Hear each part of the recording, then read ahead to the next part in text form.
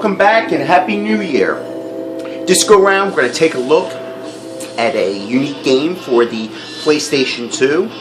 And actually, kind of one of my favorites, a very obscure game.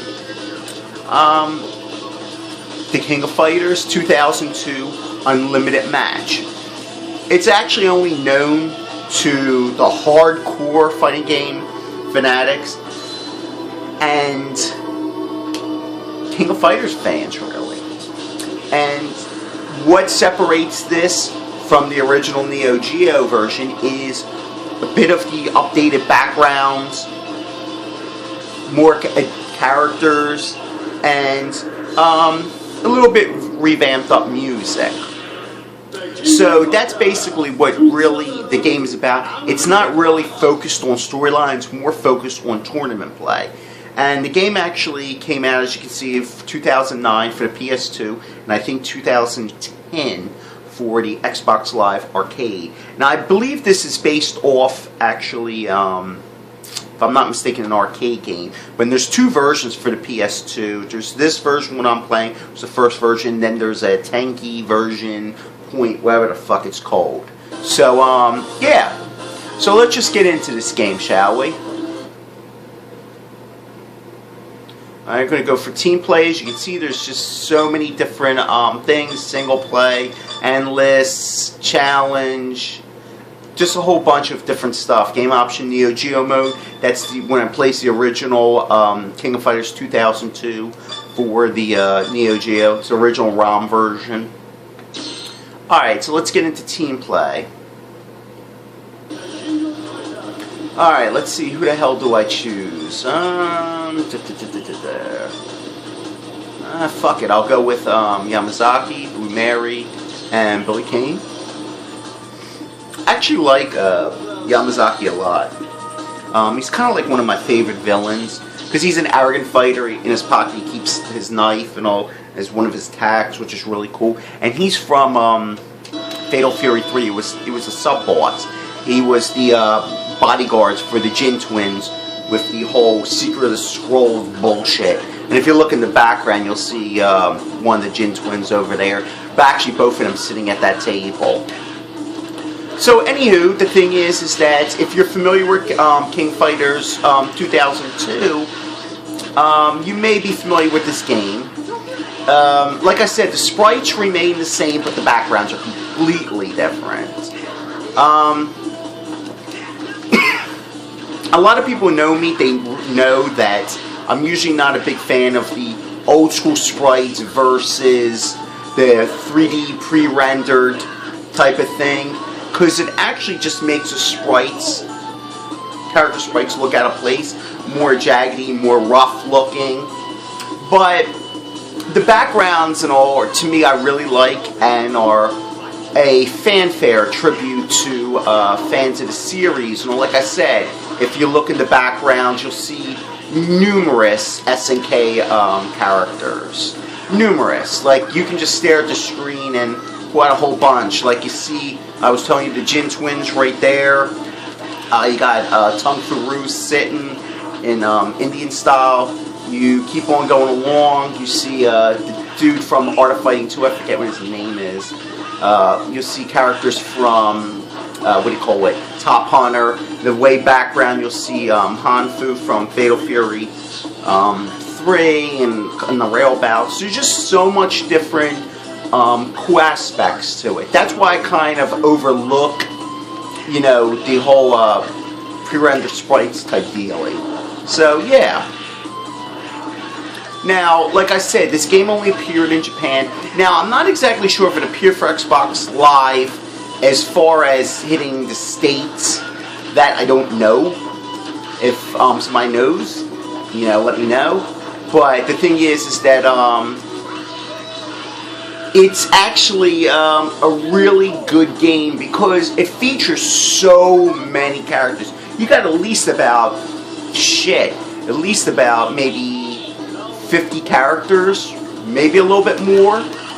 And like I said, they're not palette swapped or any of that nonsense. They actually have their own styles, their own personalities, and it's actually a really enjoyable game. Like, it can keep you busy for hours. Now, sometimes people criticize the King of Fighters because of the complicated motions and super specials and the timing compared to Street Fighter. But, I mean, that's one of those things you can be debatable. I mean, I believe that King of Fighters is a bit more hardcore and is a bit less user-friendly in that sense than Street Fighter, but it doesn't take away from enjoyment. If you put in the time with this game, you can actually learn it. So it's not really so difficult to play. It might be difficult to master, but not to play. So that's one of the things that's kind of one of the key aspects with King of Fighters. And as you can see, I like this background too. Like I said, it's pretty cool.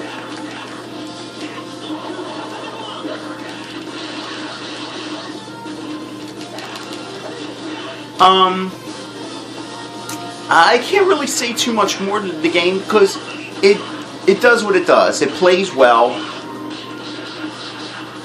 I'm playing with a controller right now. I really need to get a joystick for the PS2, a really decent one. I might invest in maybe that Tekken 5 joystick because a lot of people say it's pretty good. Because really, that's fighting games should always be played with a joystick. It's just much easier to get a lot of the motions out. But yeah, it's a great game. Like I said, keep looking in the backgrounds. Baseball stars too. You see the baseball players. Man, you even see Aggressors of Dark Combat. Just so much stuff going on. It's just fantastic to see this type of game. Art of Fighting 3, I see. So, it's really cool. Now, do I recommend getting it? It depends. Are you a casual fighter or are you a hardcore fighter?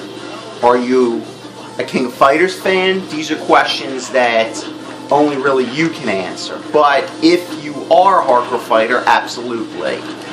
If you're a King of Fighters fan, absolutely. But for casual, it depends. Because, like I said, unless it's still available on Xbox Live Arcade, which it probably costs a few dollars if it is still available, then, you know, just give it a try if it's only a couple dollars. But if you're hardcore and you really enjoy the King of Fighters series, it's an absolute checkout.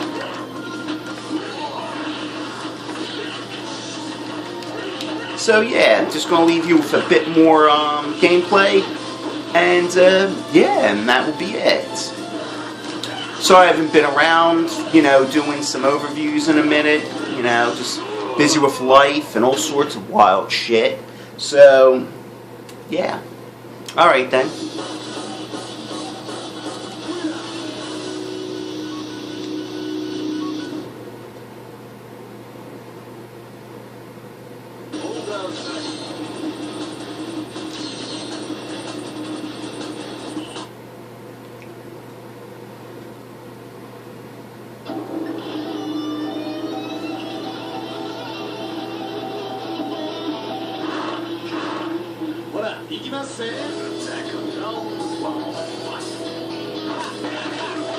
Also, I forgot to mention, you know, there's numerous bosses in here from, like I said, the series. Shit. Now, I believe it might be dependent upon your skill of which boss you face off of, but if you beat that boss, you actually get to play as that boss. So, just as a side note, before I was going, I just realized it was coming to me.